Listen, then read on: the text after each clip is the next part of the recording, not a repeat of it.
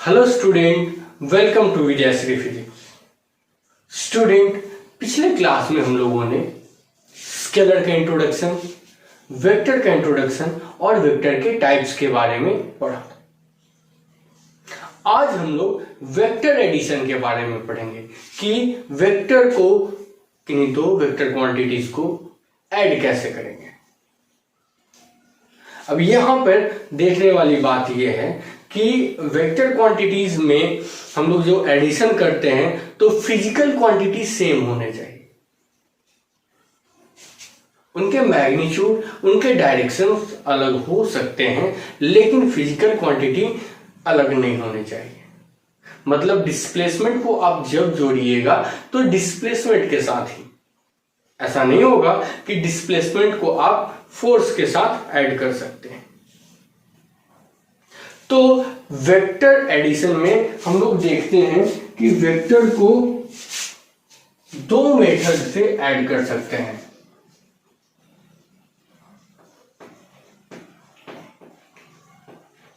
Method of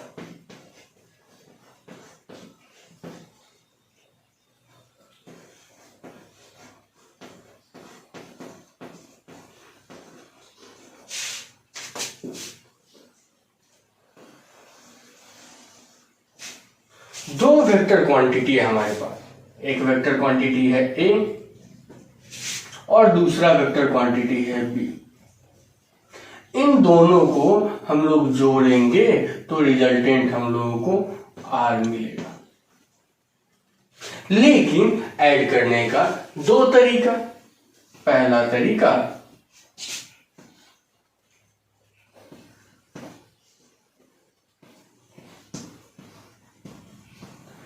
triangle law of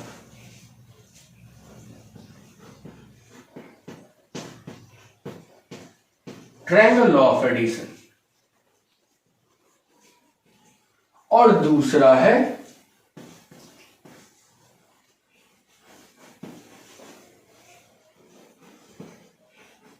parallelogram law of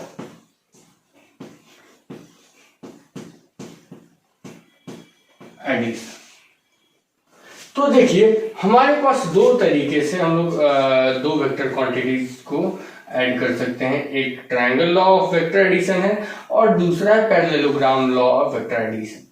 triangle law में a और B जो है वो इस प्रकार से एक दूसरे से जुड़े होंगे जैसे वो किसी ट्रायंगल का एडजेसेंट साइड हो, और पैरेललोग्राम में इस प्रकार से दो फिजिकल क्वांटिटी जुड़े होते हैं जैसे कि वो किसी पैरेललोग्राम के एडजेसेंट साइड्स हों।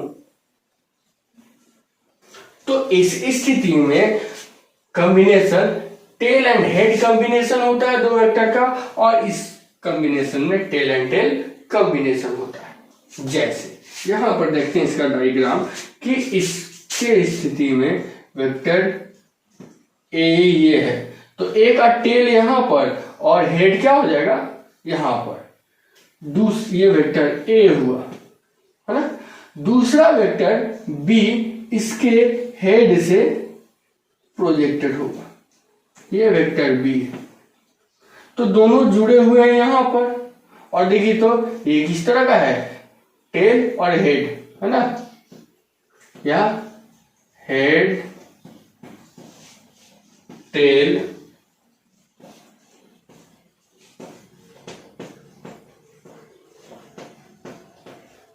हेड टेल कॉम्बिनेशन है। तो इस स्थिति में जो रिजल्टेंट होता है हमारा ए के टेल से बी के हेड तक होता है। ये हो गया हमारा resultant r. It is equal to हो जाता है ए प्लस बी। ठीक है। और पैरेललोग्राम लॉ ऑफ एडिशन में हम लोग देखते हैं तो इसमें दो वेक्टर क्वांटिटी इस तरीके से ऐड होते हैं, तरीके से ज्वाइन होते हैं जैसे कि वो किसी पैरेललोग्राम के एडजेसेंट साइड्स हों। तो ये हो गया ए और ये हो गया बी, तो इनसे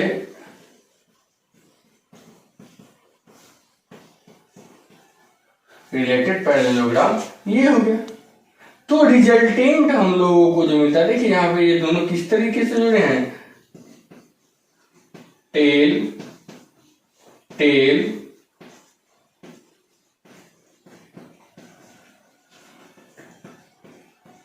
टेल टेल कॉम्बिनेशन से। तो जो हमारा ये रिजल्टेंट होगा वो इसका डायगोनल होता है,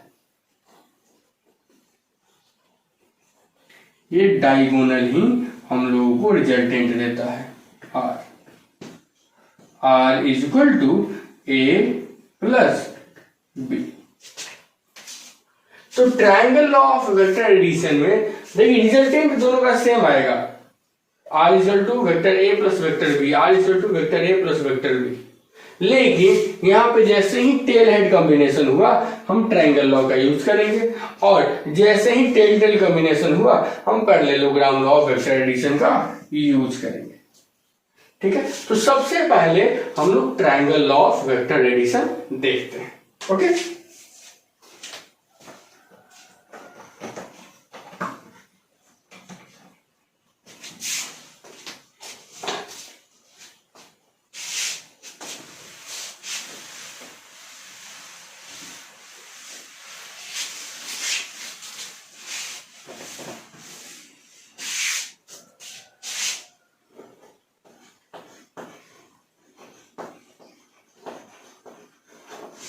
ट्रायंगल लॉ ऑफ वेक्टर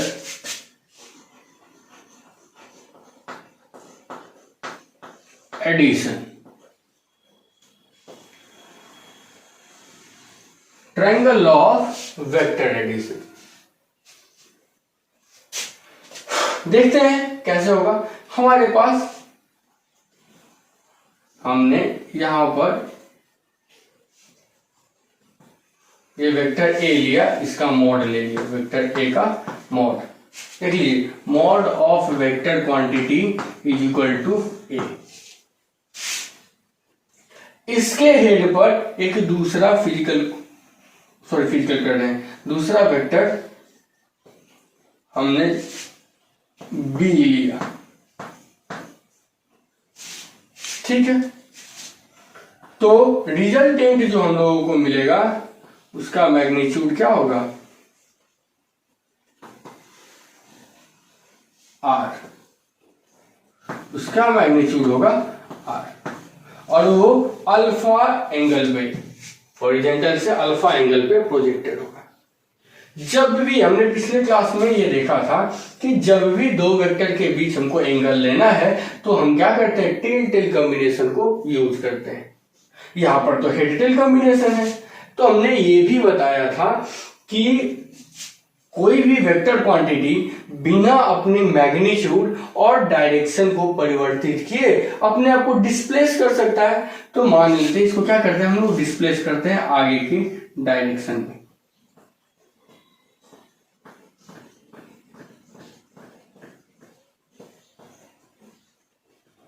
और यहां से इस पर नॉर्मल ड्रॉ करते हैं, यहां से इस पर क्या करते हैं, नॉर्मल ड्रॉ करते हैं। तो ये हो गया बी, और यहां पर जो एंगल होगा ये बी है और ये ए है, तो ये हो जाएगा ए और बी के बीच का एंगल। तो देख लीजिए, हम इसको दे देते हैं एक्स, ऐसे, हाँ एक्स हो गया, ये हो गया वाई, ये हो गया जेड, और यहां पे हमने ओ डाल दिया, ओ वाई एक परपेंडिकुलर ड्रॉ किया। तो triangle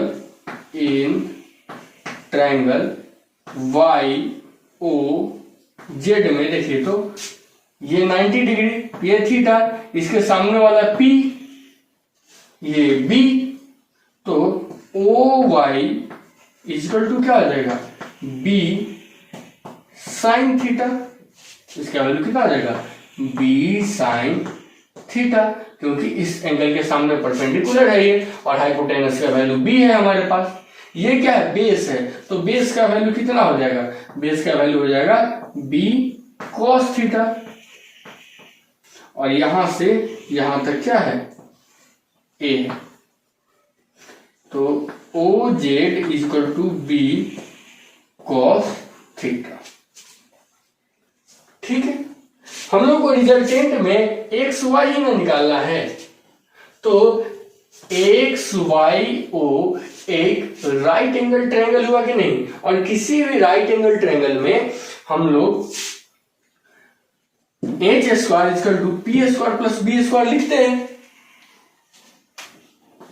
triangle Y O X is a right angle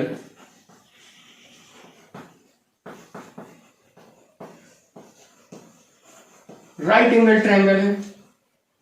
ठीक है, तो ट्रायंगल YOX में, in triangle YOX h square equal to p square plus B square, या एच इक्वल टू क्या हो जाएगा, root under P square plus B square, ये होता है। चलिए देखते हैं, एच की जगह पे क्या है, mod of R, mod of R बराबर R equal to A plus B था। देखिए हम लोग R is equal to A plus B, ये था, तो mod of R equal to क्या है, mod of A plus B, है ना, इसको हम लोग लिख सकते हैं mod of A plus B, it is equal to root under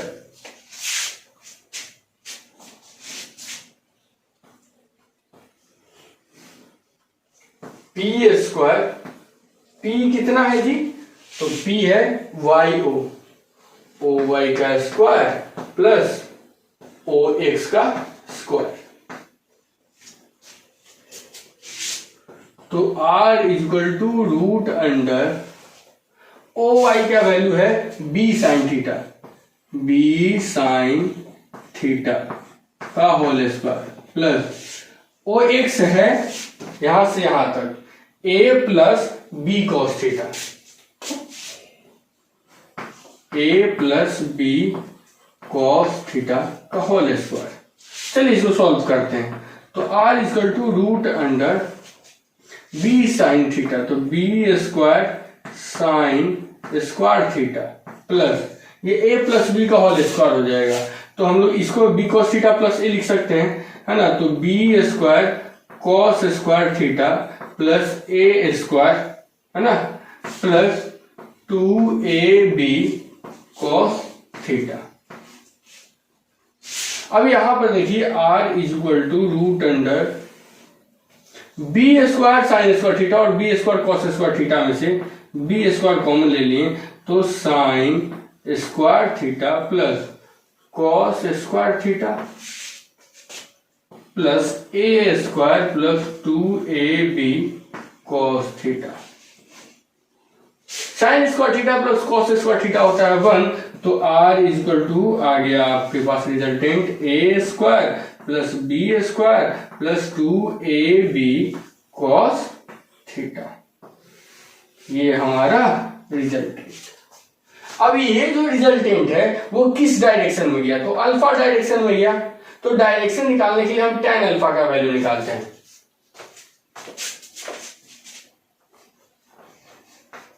direction, तो tan alpha equal to p by b, p का वैल्यू कितना है जी, ओ वाई बटा बी का वैल्यू कितना है, ओ एक्स, तो tan alpha equal to b sine theta बटा a plus B cos theta. याद रखिएगा थीटा हमेशा क्या है, दोनों वेक्टर के बीच का एंगल है, तो ये हो जाता है हमारा triangle of vector addition.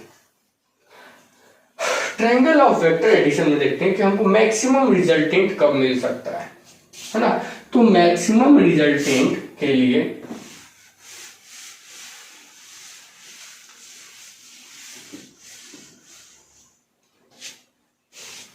Maximum resultant का आर का वैल्यू कितना है, रूट अंडर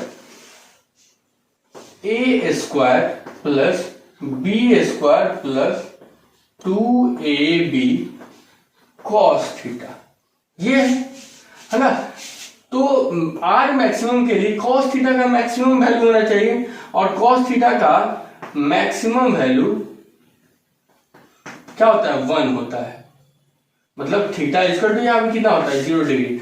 मतलब ए और बी दोनों एक ही डायरेक्शन में अगर लगते हैं तो उनके बीच का रिजल्टेंट मैक्सिमम होगा। तो आर इज इक्वल टू कितना हो जाएगा, A square plus B square plus 2ab, क्योंकि कॉस थीटा का वैल्यू तो 1, तो ये a प्लस बी का होल स्क्वायर हो जाता है, root under a plus B का होल स्क्वायर से रूट कट जाएगा, तो आर बराबर ए प्लस बी, ये मैक्सिमम आर मैक्स हुआ। अगर मिनिमम के लिए देखते हैं तो कॉस थीटा का मिनिमम वैल्यू -1 होता है जब थीटा इक्वल टू 180 डिग्री। तो आर इज इक्वल टू क्या हो जाएगा, आर मिनिमम रूट अंडर ए square plus B square minus 2ab। तो आर मिनिमम इक्वल टू क्या हो जाएगा, root under A square a minus b का होल स्क्वायर। मतलब दो वेक्टर एक दूसरे के अपोजिट डायरेक्शन में प्रोजेक्टेड हैं, है ना, तो उनका जो रिजल्टेंट है एडिशन का वो मिनिमम आएगा। तो r minimum equal to a minus b. ठीक है, देख लीजिए कि दो वेक्टर दिया गया है ए और बी, दो vector a and b, two vectors a and b are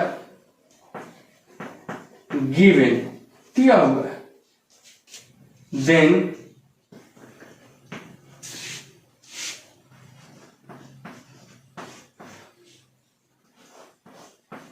जो रिजल्टेंट होगा वो a माइनस बी के बराबर हो सकता है या उससे बड़ा होगा, and less than equal to a plus B, है ना। रिजल्टेंट हमेशा a माइनस बी से बड़ा हो सकता है या बराबर हो सकता है, और a minus b a plus b से छोटा होगा या बराबर हो सकता है। ठीक है, जैसे अगर हमारे पास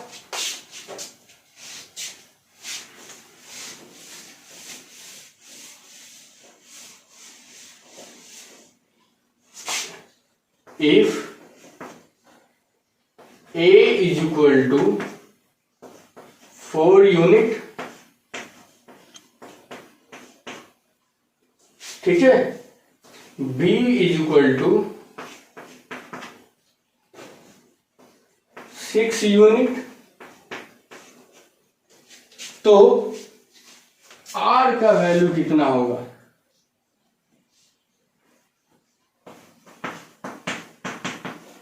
और ऑप्शन दे देता है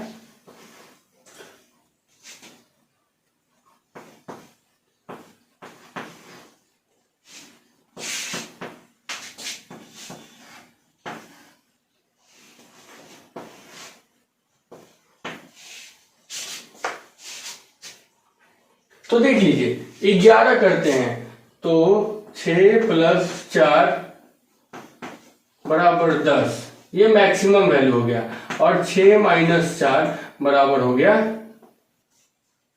कितना, 2। तो रिजल्टेंट हमारा हमेशा इसी के बीच आएगा। और याद रखिए modulus of vector can never be in negative. कभी भी ऐसा नहीं कीजिएगा 4 - 6 कर देंगे और -2 आगे मैग्नीट्यूड, नहीं, हमेशा पॉजिटिव में होगा। तो 10 और 2 के बीच में कौन से 11 10 से ज्यादा है, 1 2 से कम है, 0 2 से कम है, और 10 और 2 के बीच में सिर्फ 5 आ रहा है, तो डी हमारा आंसर हो जाएगा। ठीक है, आंसर हमारा क्या हो जाएगा, डी हो जाएगा। ठीक है, अच्छा अब आपके पास ये दिया हुआ है कि क्वेश्चन है कि A बराबर 3 यूनिट, B बराबर 4 यूनिट, फाइंड R बराबर what if theta is equal to 90 degree. तो थीटा जब 90 डिग्री होगा तो हम लोग देखते हैं R इज इक्वल टू क्या हो जाएगा, √A²। तो 3 का स्क्वायर कितना हो जाएगा 9, प्लस B², 4 का स्क्वायर कितना हो जाएगा 16, प्लस 2 गुने 2AB, तो 3 2 4 3 12 दूना 24 गुने cos 90 का वैल्यू कितना हो जाता है cos 90 का वैल्यू होता है 0। 0 में किसी भी संख्या से हम लोग मल्टीप्लाई करेंगे तो हमको 0 मिलेगा। तो R इज इक्वल टू हो जाएगा √9 प्लस 16 बराबर √25। तो R इज इक्वल टू हमारा 5 यूनिट आंसर हो जाएगा। अगर डायरेक्शन पूछता है कि किस डायरेक्शन में, तो डायरेक्शन निकालने के लिए हम लोग क्या करेंगे, tan alpha equal to B sin theta. तो B के जगह पे हम लोग क्या लिख लेंगे 4 sin 90 का वैल्यू होता है 1 बटा A 3 plus B cos theta. तो B cos 90 का वैल्यू होता है 0, तो वो पूरा का पूरा टर्म हो गया 0। तो tan अल्फा इक्वल टू 4/3, ये होता है tan में 53 डिग्री का। तो अल्फा इक्वल टू कितना हो जाएगा 53 डिग्री। मतलब हॉरिजॉन्टल से 53 डिग्री पर या फिर ए से 53 डिग्री पर हमको रिजल्टेंट मिलेगा। तो ये समझ में आया। चलिए एक और क्वेश्चन देखते हैं इसी पर।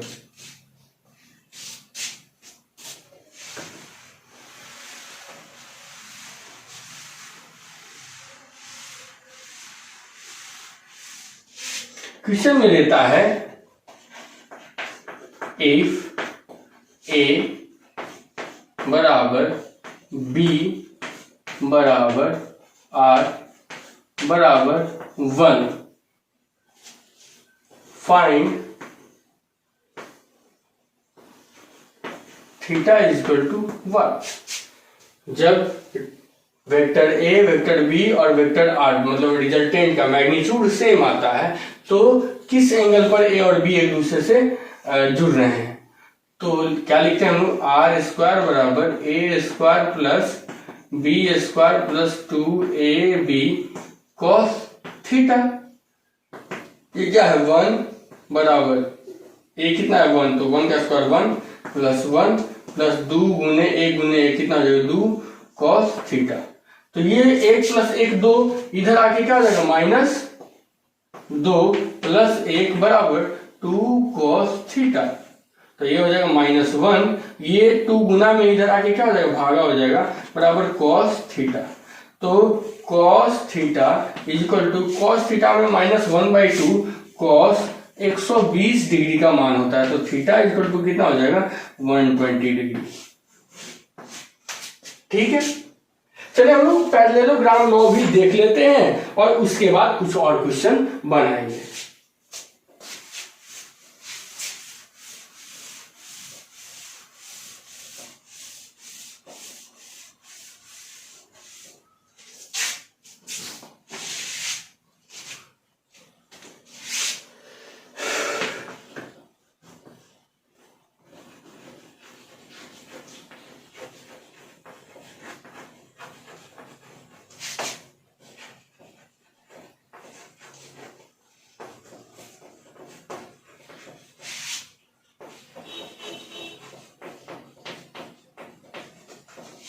Parallelogram law of vector addition.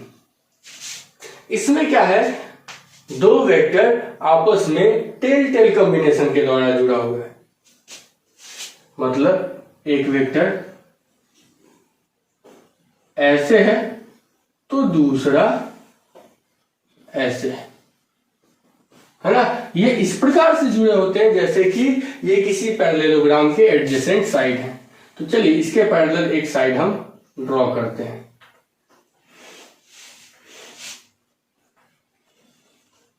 फिर इसके पैरेलल एक साइड ड्रॉ करते हैं और ये हमारा रिजल्टेंट होगा। ये क्या होगा, रिजल्टेंट।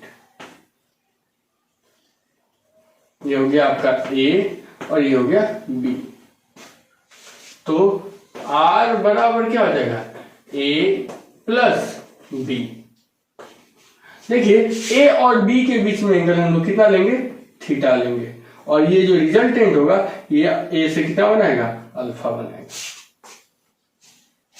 फिर हम क्या करते हैं, इसके साइड को इंक्रीज करते हैं, आगे तक बढ़ाते हैं और यहां से इस पर एक परपेंडिकुलर ड्रॉ करते हैं।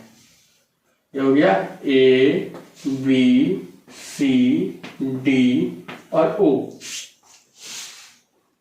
ठीक है, देख लीजिए ये अगर थीटा है तो ये भी क्या हो जाएगा, थीटा होगा। ये बी है तो ये भी क्या हो जाएगा, बी होगा, है ना, क्योंकि दोनों पैरेलल साइड। तो जब ये बी है तो इसका वैल्यू हो जाएगा बी साइन थीटा और ये हो जाएगा बी कॉस थीटा।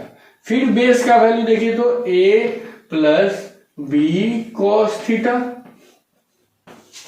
और परपेंडिकुलर का बी साइन थीटा। तो यहां पर देखिए ए ओ सी एक ट्रायंगल बन गया कि नहीं बन गया, और आर जो है ए सी क्या है, इस राइट एंगल ट्रायंगल का हाइपोटेनस है। तो फिर हम लोग देखेंगे R square is equal to क्या हो जाएगा, A plus B cos theta का whole square plus B sine theta का होल स्क्वायर। तो आर बराबर कितना हो जाएगा, रूट अंडर ए square plus B square cos square theta plus 2ab cos theta plus B square sine square theta. R बराबर root under ए square plus, यहां से क्या कर देंगे, बी स्क्वायर कॉमन ले लेंगे तो sine square theta plus cos square theta 1 हो जाएगा। 1 में बी स्क्वायर से मल्टीप्लाई करेंगे तो बी स्क्वायर ही होगा प्लस 2ab कॉस थीटा। तो देखिए तो रिजल्टेंट हमारा पैरेललोग्राम लॉ से भी वही आया।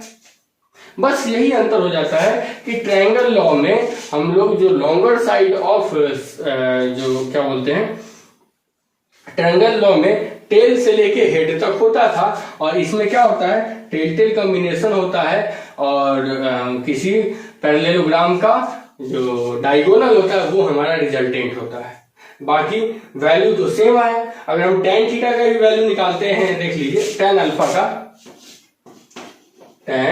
अल्फा का भी अगर वैल्यू निकालते हैं तो ये भी क्या हो जाएगा, p बाई बी। p का वैल्यू कितना है, b साइन थीटा बटा b कितना है, a plus B cos theta, a plus B cos theta.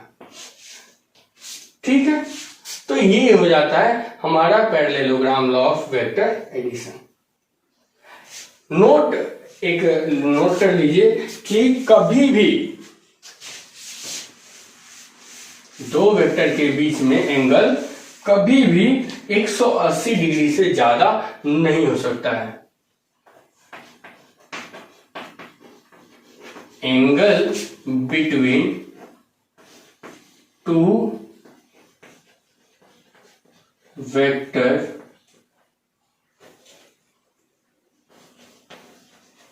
never exceeds from 180 degree. ठीक है, कभी भी 180 डिग्री से अधिक नहीं होगा। तो ये हो जाता है हमारा parallelogram law of vector addition. चलिए एक और देखते हैं हम लोग क्वेश्चन। इफ आर बराबर मॉड नहीं है, सॉरी मॉड है, ये डायरेक्शन के साथ नहीं लिख रहे हैं, आर बराबर ए प्लस बी, ठीक है, then theta equal to what. यदि r बराबर a प्लस बी है तो थीटा बराबर क्या हो जाएगा? तो फॉर्मूला हम जानते हैं, आर स्क्वायर बराबर ए square plus B square plus 2ab cos theta. तो r की जगह पे हम लोग क्या लिखेंगे? a प्लस बी का होल स्क्वायर बराबर ए square plus B square plus 2ab cos theta. तो इसको लिख सकते हैं हम लोग a square plus B square plus 2ab, ये ए स्क्वायर इधर जाएगा तो क्या हो जाएगा? माइनस ए स्क्वायर माइनस बी स्क्वायर बराबर 2ab कॉस थीटा। इससे ये, ठीक है, तो कॉस थीटा बराबर कितना हो जाएगा? 2ab बटा 2ab 1। तो थीटा इक्वल टू कितना हो जाएगा? 0 डिग्री। थीटा इक्वल टू कितना हो जाएगा? 0 डिग्री। ओके, उसी तरह यहां पर r equal to a minus b, देखिए ऑलरेडी हम लिखवा भी दी, r equal to a minus b होगा तो वहां पर थीटा इक्वल टू कितना हो जाएगा? 180 डिग्री हो जाएगा। तो इसको नोट कीजिए, और कुछ क्वेश्चन जो है आप लोगों के ग्रुप में हम डाल दे रहे हैं, है ना, तो उसको बनाइएगा, जो दिक्कत होगा वो हमसे पूछ लीजिएगा, ठीक है। तो इसको फिलहाल नोट कीजिए।